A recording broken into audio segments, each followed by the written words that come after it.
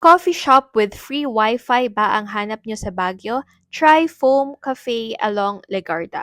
Their open hours is 8 a.m. till 1 a.m. Meron din silang branch sa tapat ng City Hall that's open for 24 hours. Zen vibes ang ambience nila dito. Maganda and spacious. We ate lunch here and we tried their orange chicken, bulgogi, and chicken masala.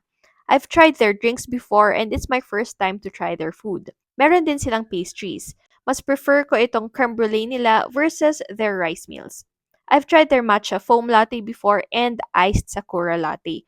Okay naman, but it's sweet for me. Medyo pricey din dito pero ang ganda ng place. Meron din silang floor sa baba. May entrance din dito. Dito sa lower floor, open sila from 9 a.m. to 12 midnight. If you want a more cozy spot, you can take off your shoes and stay at the Zen Garden area. Maliwalas yung place because of the glass windows.